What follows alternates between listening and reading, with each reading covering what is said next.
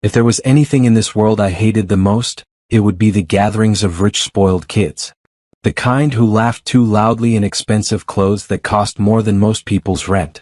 The kind whose parents send 3 cars to drop off one person. And unfortunately for me, today I was about to spend the next 4 years surrounded by them. Today is going to be my first day at the most prestigious university in the city. I could already feel the tension building beneath my chest like a slow storm, the uncomfortable weight pressing against my ribs as if reminding me that I won't fit in. My name is Morrison. I am 21 years old, the second son in a family of 3 children, and if I were being honest, I have never quite felt like I belonged among them. My elder brother Marcus is everything my parents could ever ask for. Tall, confident, charismatic, and an alpha who graduated 2 years ago. He works alongside our father in the family's multi-million-dollar company, effortlessly stepping into the role of heir as if he had been born for it. Then there is my younger sister, Melissa, who is only 18 yet somehow already more dramatic than an entire theater troupe combined. Spoiled in the way only the youngest child of a powerful family can be, proudly arriving at her school every morning with a ridiculous entourage of pink luxury cars trailing behind her like some fairy tale princess. And then there is me, the quiet one. The strange middle child who never quite fits. My parents are unbelievably rich. The kind of rich people whisper about at business conferences and charity galas. The kind whose names appear in covers of magazines and financial reports. But that was never the part of my life that made things complicated. The complicated part is what I am. Because unlike my father and my elder brother, who are both powerful alphas, and unlike my sister who is an elegant omega that my mother proudly shows off to her social circles, I was born something no one in our family had ever expected. An enigma. Even now, the word still feels foreign when I think about it, heavy and unfamiliar, like a title that was accidentally handed to the wrong person. Sometimes I wonder why it had to be me. Why I had to be the different one. Why I couldn't have simply been an alpha like my father and Marcus, strong and confident and naturally respected, instead of something rare and unpredictable that even the specialists struggled to explain. Life would have been so much easier that way. This morning had been a perfect example of that difference. My mother had already arranged for 3 of our family's luxury cars to escort me to campus, complete with uniformed drivers and security staff, as if I were some important celebrity attending a red carpet event rather than a nervous student trying to start university quietly. I refused immediately. "I'll take a taxi," I said, adjusting my glasses while standing in the enormous marble hallway of our house. My father had looked up from his tablet, amusement dancing in his eyes as he leaned back against the polished dining chair. "A taxi?" he repeated with a soft chuckle. "Morrison, we own half the cars in this city. Why on earth would you take a taxi?" I shrugged, already used to that question. "It's because I don't want to be the talk of the school for 3 months. He laughed again, shaking his head slightly. "You really are different from your siblings," he said. "Marcus and Melissa would happily announce to the entire world how rich their father is." I forced a small smile, but deep down, the words only strengthened a thought that had lived quietly in the back of my mind for years. Sometimes it truly feels like I was born into the wrong family. Not because my parents are cruel, they are actually kind people, but because they have never quite understood me. And honestly, I'm not sure I understand myself either. Ever since I was a child, I have struggled with things most people seem to handle effortlessly. My eyesight has always been terrible, which is why I wear these thick glasses that make me look even more like the stereotypical awkward nerd people love to make fun of. I also have a habit of keeping to myself, avoiding crowds whenever possible, and when too many people start paying attention to me, my body reacts in the most embarrassing way imaginable. My hands begin to tremble. Sometimes my whole body shakes. It is an annoying mix of anxiety and nerves that I have never fully managed to control. Which is exactly why today terrifies me. Because the prestigious university I am about to attend is filled with confident students from wealthy families. Loud personalities who thrive on attention, powerful alphas who dominate social spaces, and elegant omegas who attract admirers without even trying. As the taxi slowly approached the massive iron gates of the university, my chest tightened again while students walked across the campus lawns in stylish groups, their laughter carrying through the warm morning air. I adjusted my glasses and took a slow breath. 4 years. All I have to do is survive 4 years. And if I am lucky, maybe I can make it through this entire university without anyone truly noticing me. When I finally stepped into my first classroom at the university, the first thing I noticed was that I was already late. Not dramatically late, thankfully, but late enough for every single pair of eyes in the room to slowly turn toward the door the moment it creaked open. Which, as someone who absolutely hates attention, was my worst nightmare. The classroom itself was enormous, with polished desks arranged in neat rows that sloped downward toward the professor's podium, large windows letting in bright morning sunlight that somehow made the entire place feel even more intimidating, and nearly 60 students already seated while the professor stood at the front with a tablet in his hand. Perfect. This was exactly the kind of peaceful entrance I had hoped to avoid. The professor looked up at me, raising an eyebrow slightly. "You must be one of the new students who just arrived," he said. Every head turned.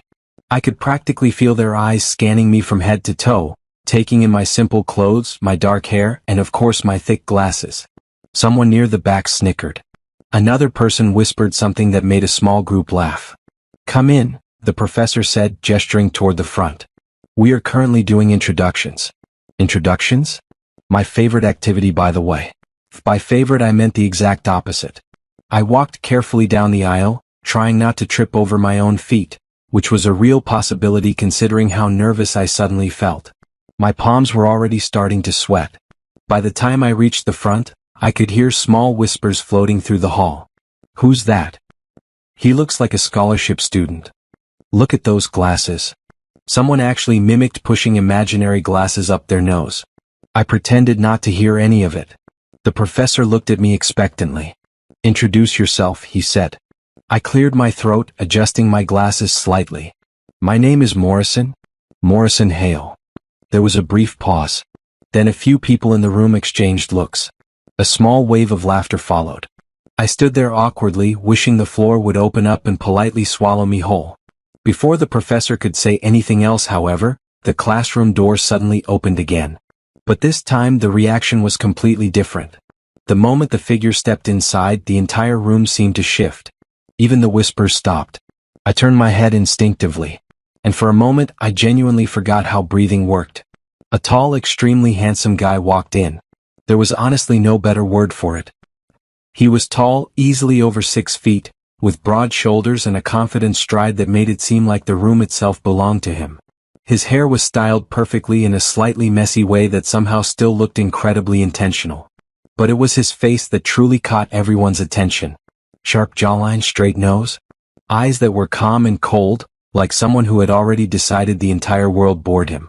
He was ridiculously handsome. "Who is that?" a girl asked from behind me. "Oh my God, he's so handsome. Is he a model? Please tell me he's in this class." Even the professor looked mildly surprised. The boy didn't seem to care about any of it. Not the whispers. Not the stares. Not the obvious admiration floating through the room.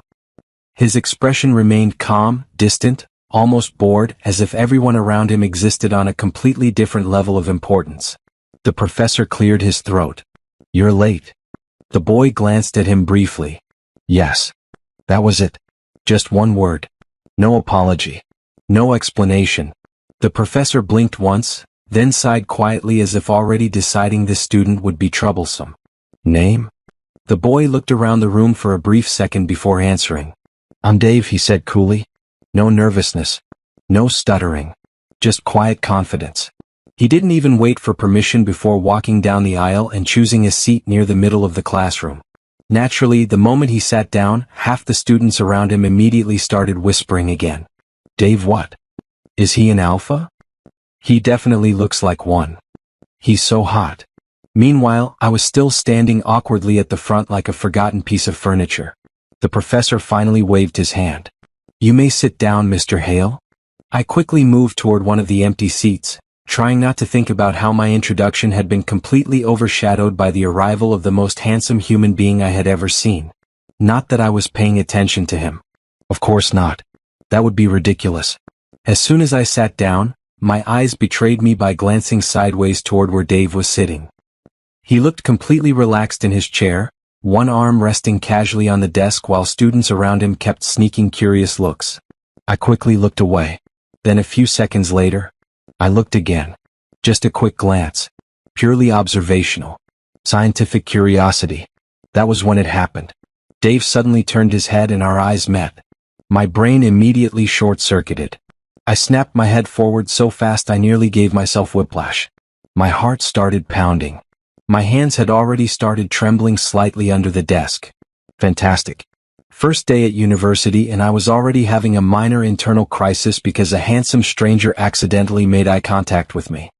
By the time my first class finally ended, my brain already felt like it had survived an entire week instead of just a single morning. The professor had continued the lecture as if nothing unusual had happened, but the classroom atmosphere had clearly changed after Dave's arrival, because every few minutes someone would sneak a glance at him as though they were studying a rare animal in a zoo, while he, on the other hand, looked completely uninterested in everything around him, sitting with his elbow resting on the desk and his expression calm and distant, like the entire world had somehow bored him before the day even started. Meanwhile, I spent the rest of the class trying very hard not to look at him again, which unfortunately meant I only looked at him about 12 more times. Not because I wanted to. It was purely accidental. My eyes simply had terrible self-control. When the professor finally dismissed us, the room instantly exploded into noise as chairs scraped against the floor and students gathered their things, forming small groups as they excitedly discussed the first day. I packed my notebook quietly, planning the most important mission of my university life so far. If I could just exit this hall without drawing attention to myself, then I could go find the cafeteria, eat something quietly in a corner, and maybe the rest of the day would pass peacefully.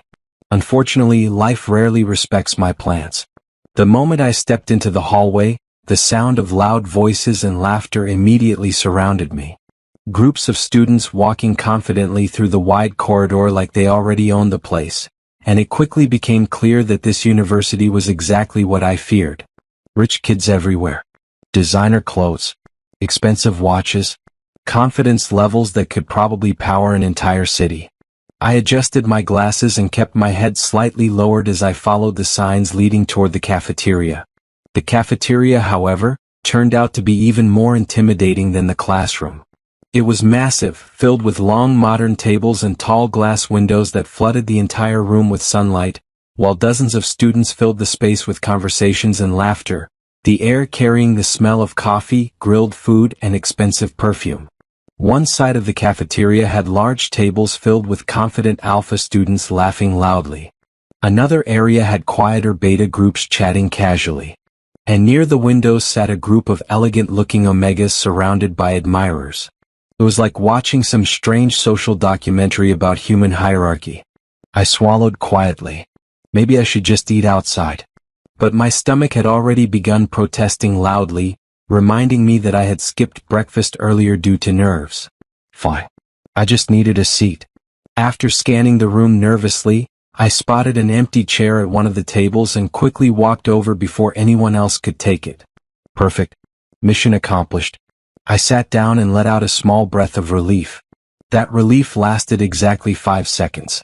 Hey. The voice came from across the table. I slowly looked up. 4 guys were sitting there. They were clearly alphas.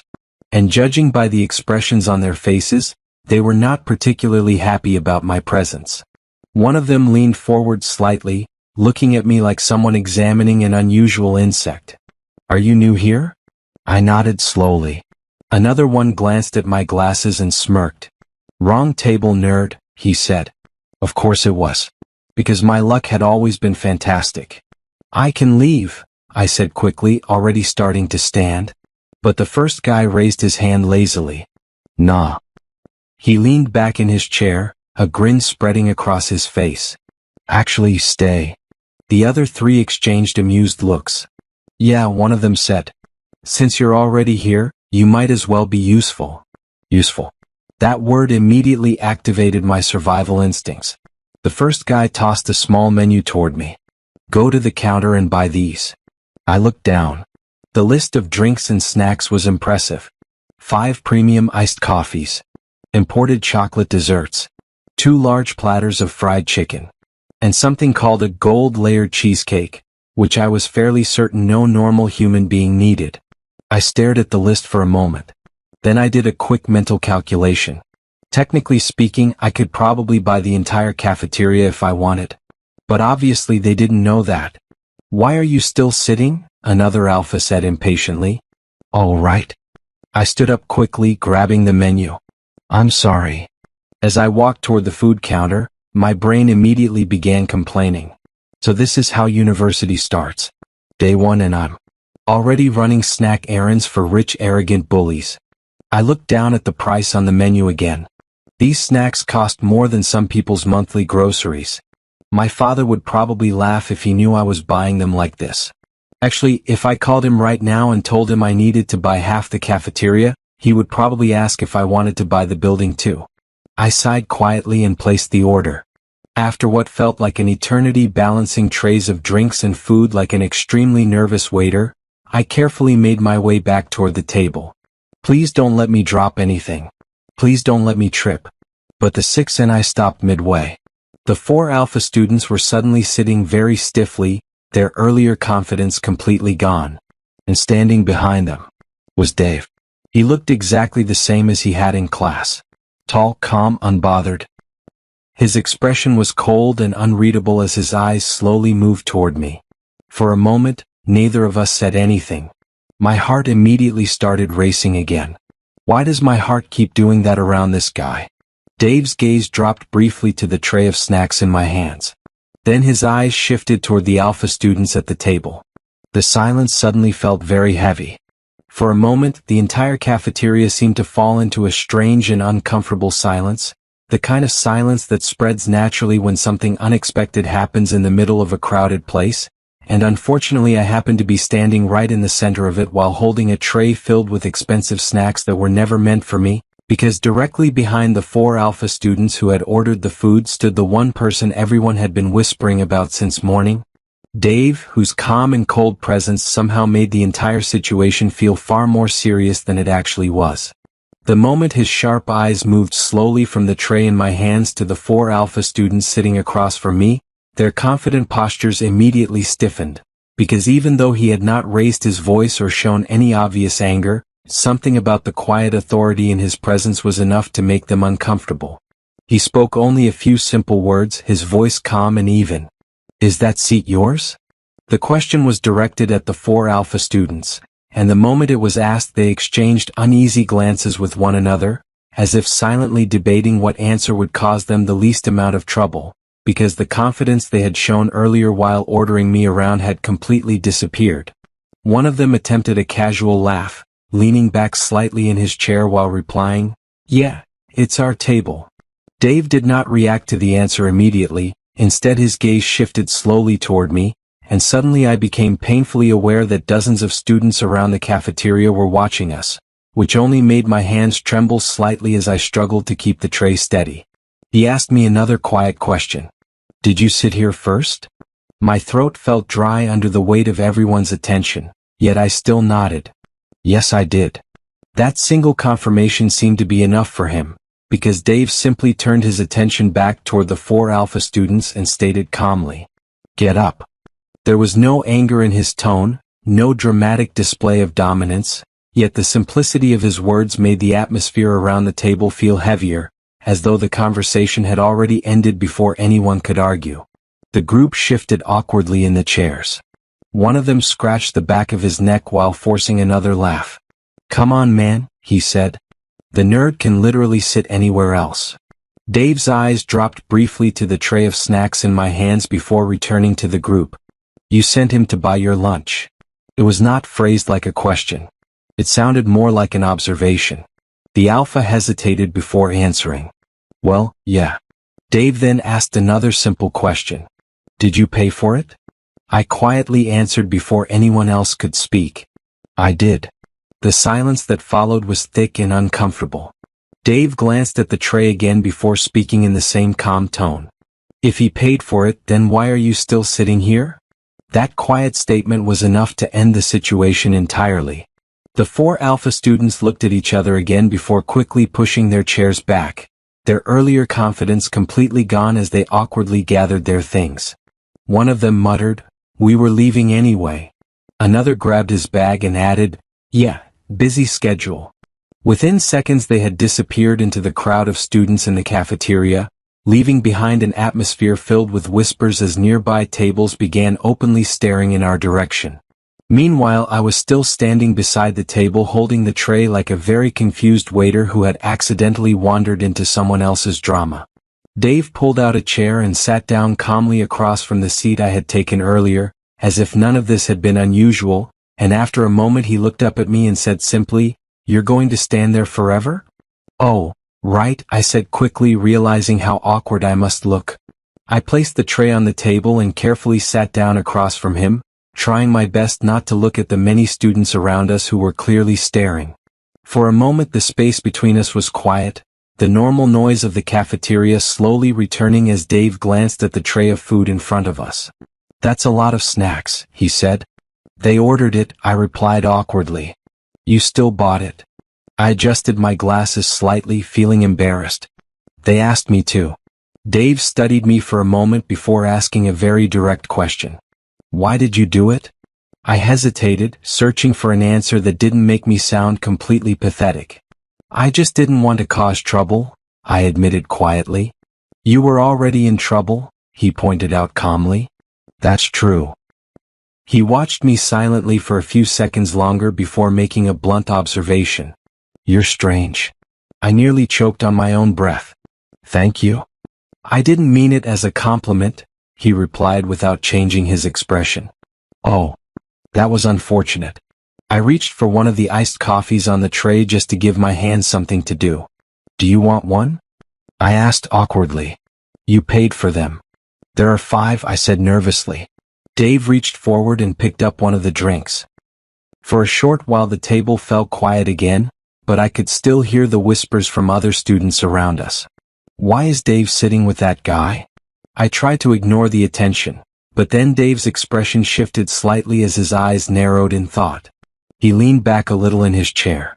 "You smell strange." My heart instantly skipped a beat. "Strange?" I repeated. "Yeah," he said calmly. My brain immediately began panicking. Maybe he noticed my Enigma set. Maybe he didn't. "Maybe it's my detergent," I blurted quickly. Dave raised an eyebrow slightly. "What detergent?" "Laundry detergent." He stared at me for another moment, but the thoughtful look in his eyes suggested he wasn't completely convinced.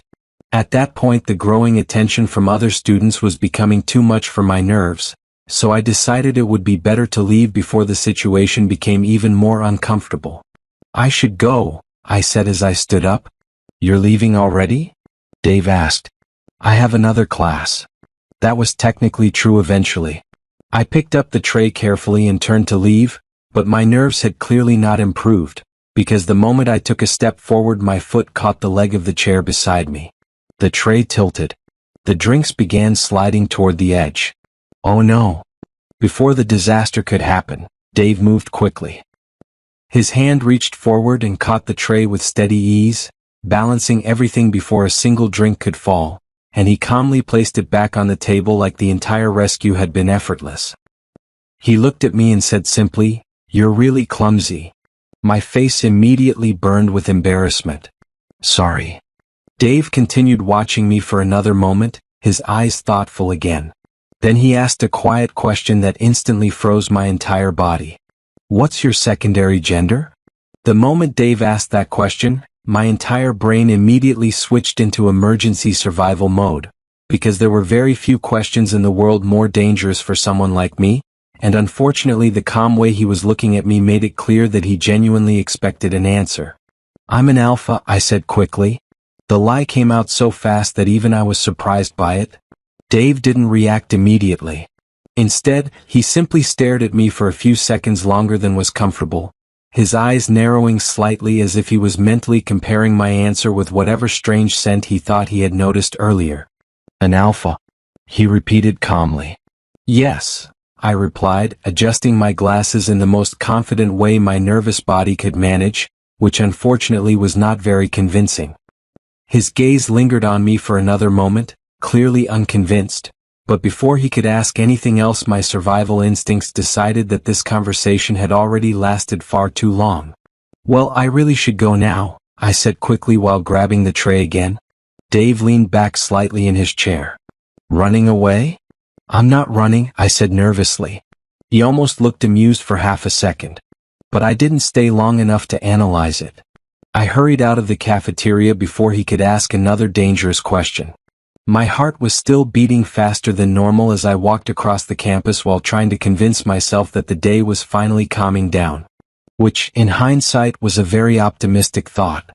By the time afternoon classes ended, the sky had already begun shifting into the soft colors of early evening, and while most students gathered in groups to chat or head toward the dormitories, I quietly made my way toward the main road hoping to get a taxi as quickly as possible. Walking alone was something I had grown used to. No friends, no dramatic social life. Just me, my thoughts, and occasionally my terrible eyesight. I was halfway down the quiet road beside the campus when I suddenly heard footsteps behind me. I slowly turned around.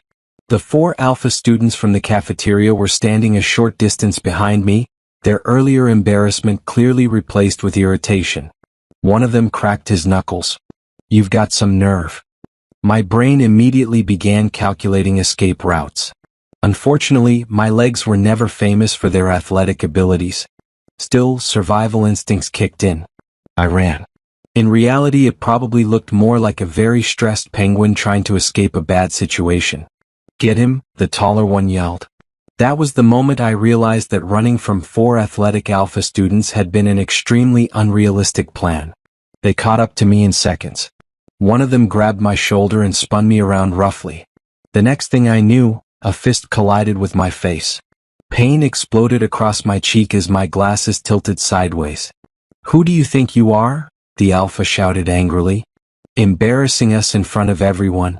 I tried to speak, but another shove knocked the words out of me. My bag slipped from my shoulder and hit the ground. One of them immediately picked it up and dumped everything onto the road. Books, textbooks, pen. Even my poor calculator rolled sadly across the pavement like it had also given up on life. Before I could react, a sharp kick landed against my side, forcing the air out of my lungs as I stumbled backward.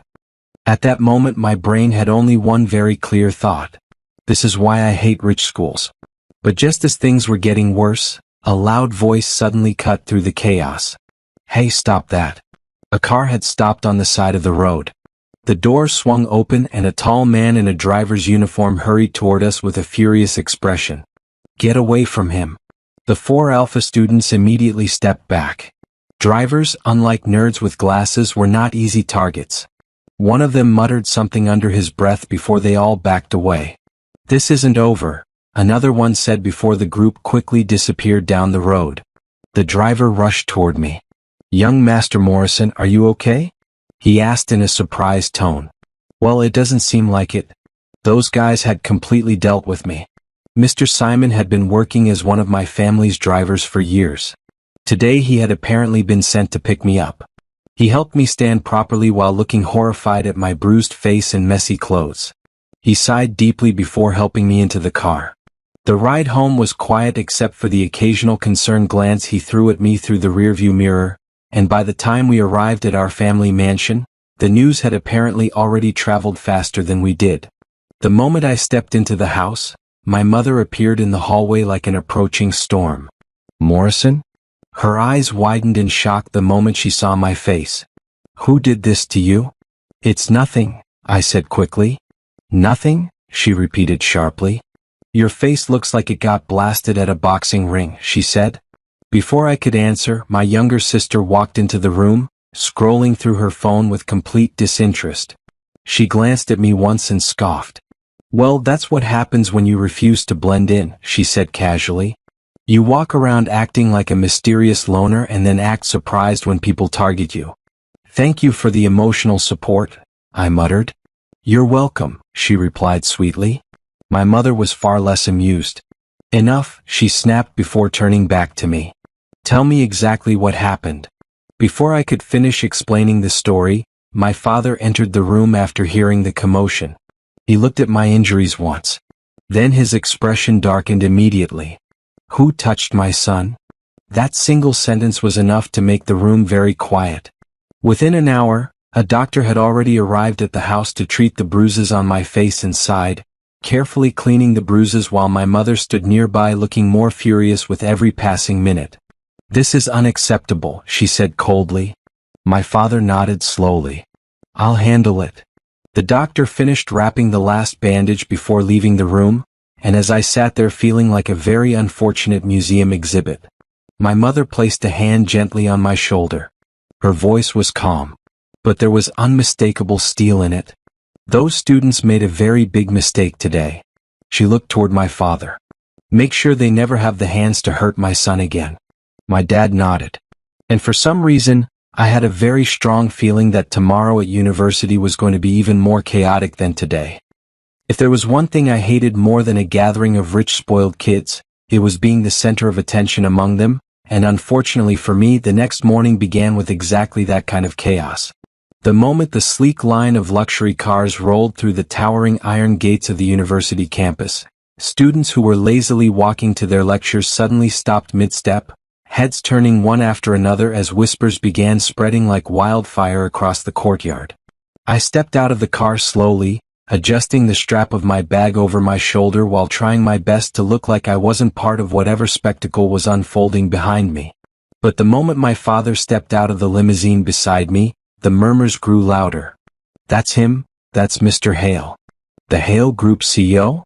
The richest businessman in the city?" I inwardly groaned because of course they knew him, everyone knew him, and this was exactly why I had begged him not to come to the school. My father, however, looked completely unbothered by the growing crowd as he adjusted his suit jacket and gave me a calm glance before saying quietly, "Go to class, Morrison." I nodded quickly, eager to escape the staring eyes of the entire campus, and hurried toward the main building while behind me administrators were already rushing outside, deans whispering among themselves as if the president had just arrived instead of a concerned father. By the time I reached my lecture hall, my heart had finally slowed down from the embarrassment, and I slipped inside quietly hoping the class had already begun so no one would notice me. But the room was still half empty, and sitting in the middle row with his head resting casually on the desk was Dave. For a moment I forgot how to breathe. Up close, he looked even more unreal than the first day I saw him. His hair was neatly styled, long lashes resting against his cheeks as he slept peacefully, and I found myself slowly stepping closer without even realizing it. My eyes traced the sharp line of his jaw and the calm expression on his face. While most people probably thought Dave was handsome, there was something about him that felt softer to me. He is beautiful. Yes, that was the word. I stared a little longer than I probably should have, completely absorbed in observing him like some kind of rare artwork in a museum. Suddenly his eyes snapped open. I jolted backward so fast my bag almost slid off my shoulder. Dave blinked lazily before slowly lifting his head, his gaze settling on my face as if he had been expecting me to be there all along. Then he frowned slightly. "What happened to your face?" he asked, his voice calm but curious, his eyes moving over the faint bruise near my cheek. He tilted his head slightly before adding, "Did you sign up for a WWE contest or something?" I scoffed immediately, trying to look offended even though my heart was beating like a malfunctioning drum set. "It's nothing," I muttered, adjusting my glasses. "Just some bullies on the road yesterday." Dave's eyes narrowed slightly. "Bullies?" he repeated slowly. I shrugged quickly. "It's already sorted out." That was technically true. My father had shown up with half the city's authority behind him. Before Dave could say anything else, a sudden commotion erupted outside the lecture hall, loud footsteps echoing down the corridor along with the buzzing voices of dozens of curious students. The door suddenly opened, and my father walked in. Behind him trailed an entire crowd of students, lecturers, and even a few confused-looking staff members who seemed unsure whether they were supposed to stop him or escort him like a VIP guest. The entire lecture hall went silent instantly. My father's sharp gaze scanned the room briefly before landing on me, and although his expression softened slightly, his voice when he spoke was firm enough to command the attention of everyone present. "Good day, students," he said like some high school professor. His eyes swept across the hall slowly. "I know you all know my son by now," he said calmly. "My son Morrison Hale is very precious to me." The room was so quiet that someone dropping a pen could have sounded like a gunshot. My father continued, his hands resting casually behind his back. I understand that universities are places for growth, competition, and sometimes misunderstandings among students. But I will not condone anyone laying their hands on him. A ripple of whispers moved through the students like a wave, and then surprisingly a few people began clapping. Then more joined in. Soon the entire hall was filled with applause, some students clearly enjoying the drama of the moment. I wished the floor would open and swallow me whole. My father simply nodded once, satisfied with the reaction, before turning his attention back to me for a brief moment. He gave me a small approving nod. Then he turned around and walked out of the hall just as confidently as he had entered, the crowd of curious spectators immediately following him like he was leading a parade. Within seconds, the hallway outside exploded with excited chatter. I slowly sat down at the nearest seat, my face heating up in embarrassment. Beside me, Dave leaned back in his chair and looked at me again. This time with a completely different expression. An interested one. Just before I could strike another conversation with him, the lecturer appeared and classes started. The rest of the morning passed in a strange silence that I couldn't quite explain, because after everything that had happened that morning, Dave didn't say another word to me, not during the lecture, not when the class ended, and not even when we both walked out of the hall at the same time. At first I thought he was simply distracted, but the more I paid attention, the more obvious it became that he was intentionally avoiding me because every time I moved closer, he would shift his seat slightly away, and whenever our eyes almost met, he would look somewhere else as if the classroom walls were suddenly far more interesting than my existence. By the afternoon, curiosity finally defeated my nervousness, and I gathered just enough courage to walk up to him near the staircase, adjusting my glasses while my heart pounded nervously inside my chest. "Dave," I called quietly. He stopped walking but didn't turn immediately. For a moment he didn't say anything, and when he finally turned around, his expression had returned to that cold, distant look I had first seen the day he walked into class. "You should stay away from me," he said simply. The words landed heavier than I expected. I blinked in confusion. Why, did I do something wrong? Dave didn't answer right away, his eyes studying me for a brief second before he finally turned away again. "It's better that way," he muttered before walking off. And just like that, he left me standing there alone in the hallway, staring after him with a strange heaviness settling in my chest, wondering what exactly had gone wrong.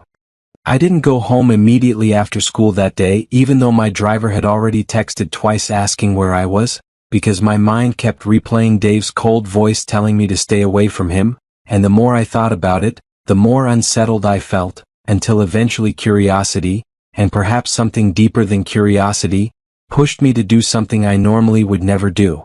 I quietly followed him from a distance as he left campus without realizing someone was behind him.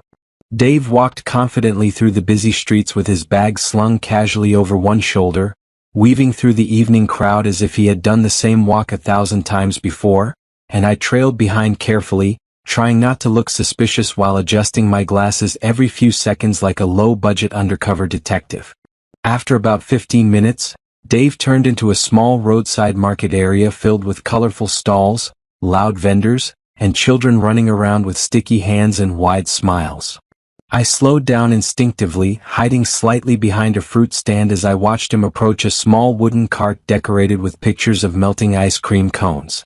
Behind the cart stood a middle-aged man wearing a simple apron, his face warm and cheerful as he handed ice cream to two excited children who were practically bouncing with happiness. "Dad," Dave called. The man looked up immediately, his face lighting up with a proud smile. "Dave, you're back already," he said warmly. "How was school today?" I blinked in surprise.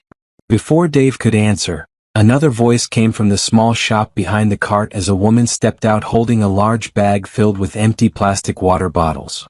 "I'm heading to the recycling center," she said while tying the bag. "We might get a little money for these ones."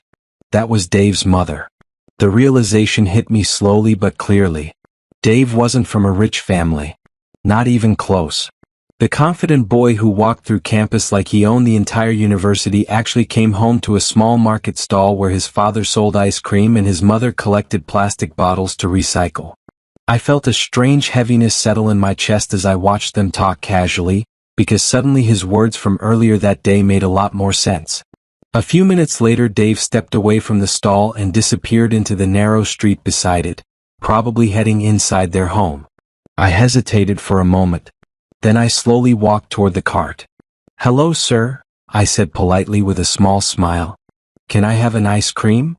Dave's father looked at me kindly as if he had known me forever, scooping a large swirl of vanilla ice cream into a cone before handing it over. "That'll be 30 cents, he said. I reached into my pocket and handed him a $5 note. When he began searching for change, I quickly shook my head. "It's okay," I said with a gentle smile. "Please keep it." The man paused, clearly surprised. "Are you sure?" he asked. "Yes," I replied. He chuckled warmly before studying my face for a moment. "You're very kind," he said, then added curiously, "Are you a friend of Dave's?" My heart skipped slightly, but I nodded. "Yes, sir." At that exact moment, a familiar voice came from behind me. "Morrison." I turned around instantly. Dave stood there staring at me in complete shock, his brows drawn together in disbelief as if he had just spotted a ghost standing beside his father's ice cream cart. Before I could even say anything, he quickly grabbed my wrist. "Come with me," he muttered urgently. And before his father could ask any questions, Dave pulled me away from the stall and led me behind the small shop to a quiet corner where the noise of the market faded into distant chatter. He finally let go of my hand and turned to face me. "What are you doing here?" he demanded. I rubbed my wrist slightly, still trying to catch up with the sudden movement. "I followed you," I admitted honestly. Dave's eyes narrowed immediately. "Why would you?" "It's because I was worried," I replied. He scoffed loudly, shaking his head as if my answer was the most ridiculous thing he had ever heard. "Worried?" he repeated bitterly. "Stop pretending." My chest tightened. Dave's voice dropped slightly as he continued, his expression turning more guarded than angry. "So what now?" he said. "Are you happy?" I blinked. "Happy about what?"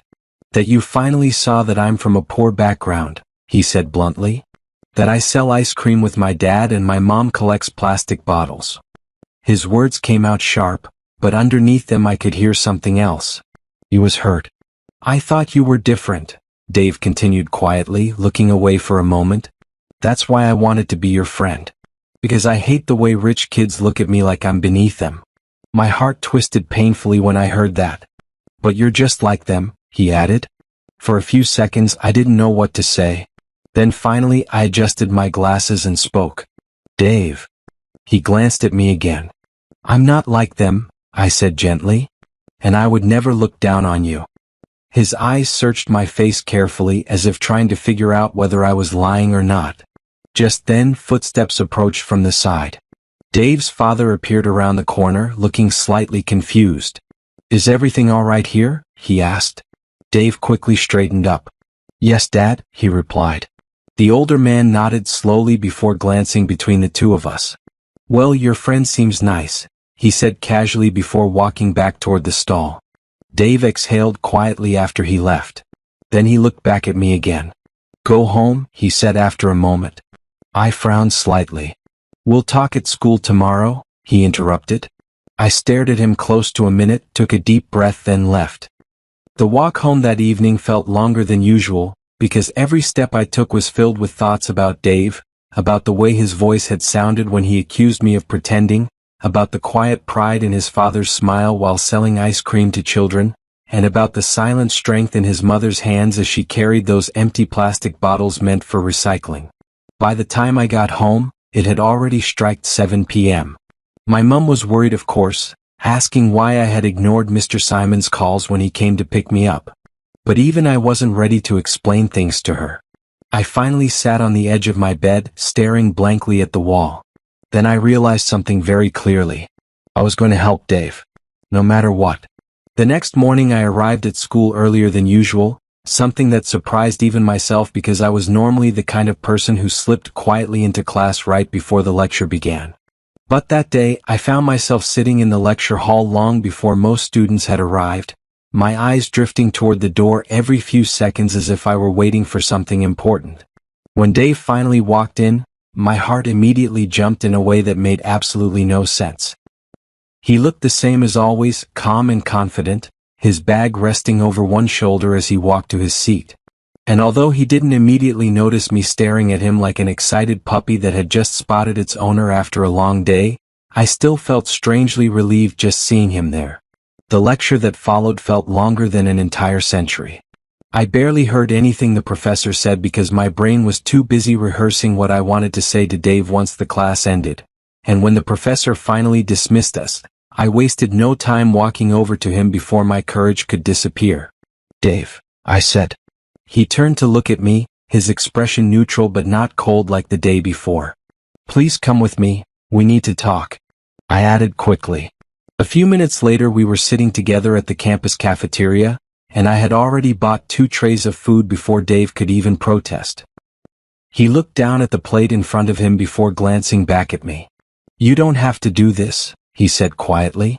"I know," I replied immediately. "But I want to." Dave studied my face carefully. "I'm not buying you lunch because I'm looking down on you," I added quickly, pushing the tray slightly closer to him. "I just care about you, and I don't want to lose our friendship before it even begins." For a moment Dave didn't say anything. Then he slowly picked up the fork. After a few bites he looked up at me again. "Why are you still hanging around me?" he asked suddenly. "You know I'm not in your league." I scoffed immediately. "That kind of thinking is exactly what I despise most," I replied, adjusting my glasses slightly. "Nothing disgusts me more than rich people who treat others unfairly just because they think money makes them superior." Dave watched me quietly as I spoke. "I'm serious," I continued. "Those kinds of people make me sick." He looked down at his food for a moment before speaking again. "I got a scholarship to study here," he admitted quietly. "That's the only reason I ended up in this almighty campus for rich kids." I shook my head gently. "You don't have to explain everything," I said softly. "I already understand." Dave looked up at me again, surprised by my calm response. Then I leaned forward slightly.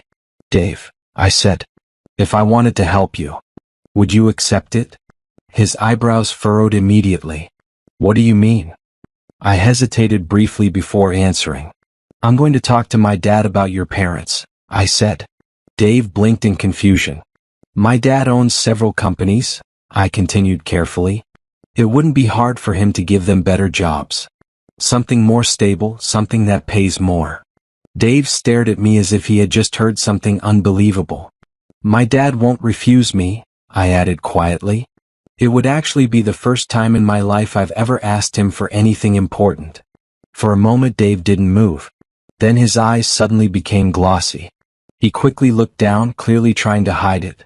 But it was too late. Emotion cracked through the strong walls he had built around himself. I gently reached across the table and held his fingers in my hands, giving them a soft, reassuring pat. "You don't have to carry everything alone," I said quietly. "I promise to make things better for you so you won't feel sad and gloomy anymore." Dave looked at me with a sad expression and said, "Thank you, Morrison. You are really kind."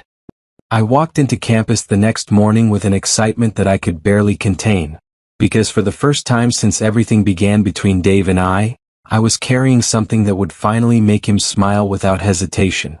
The moment I spotted him near the lecture hall adjusting the strap of his bag like he always did, I hurried toward him with a grin that was probably too obvious to hide. "Dave," I called. He turned immediately. He noticed the unusual excitement on my face. "I have good news," I said, trying to calm myself before blurting everything out at once. Dave raised an eyebrow slightly. "What kind of good news?" I pushed my glasses up the bridge of my nose before answering. "My dad approved it," I said.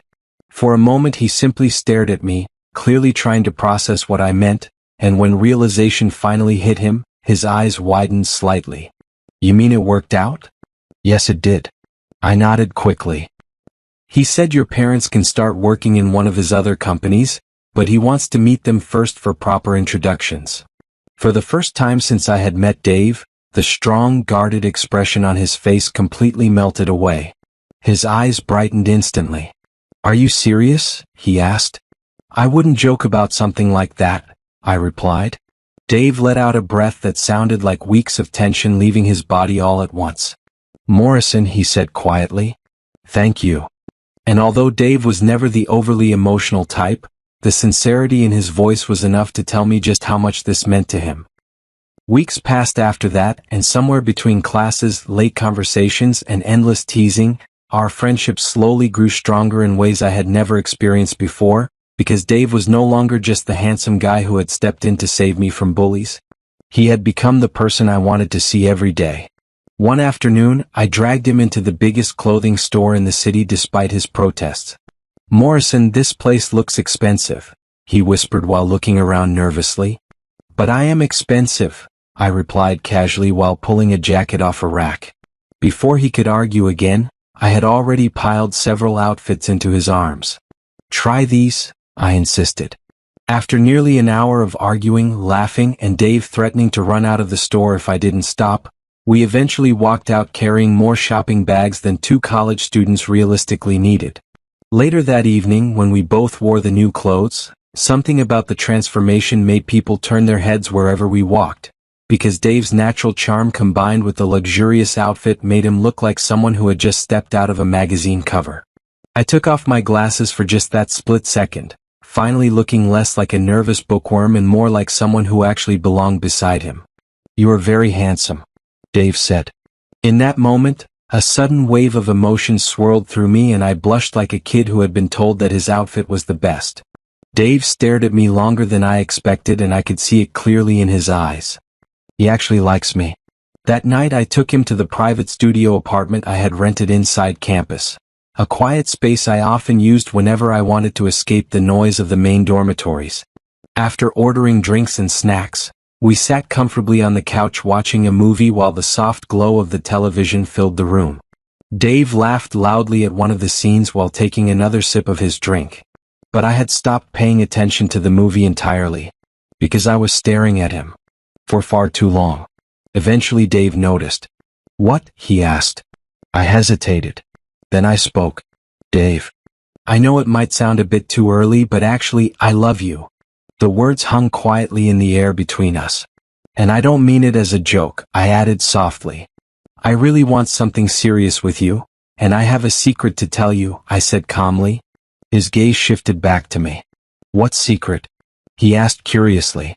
"Dave, I'm not an alpha but an enigma," I said, tightening my fists, hoping to get punched by him or something.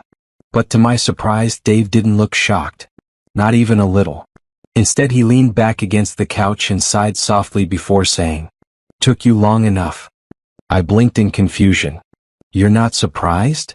Dave shook his head. "I knew from the beginning," he said calmly. "You're an enigma." My eyes widened slightly. "You knew?" "Of course," he replied. "I was just waiting for you to finally admit it." For a moment I stared at him. Then I burst out laughing. "I'm sorry for lying before," I said, rubbing the back of my neck. Dave smiled slightly. And the next moment, the distance between us disappeared as we leaned toward each other, our lips finally meeting in a quiet kiss that felt both sudden and inevitable at the same time. After that, everything seemed to blur into warmth as our fingers intertwined against each other.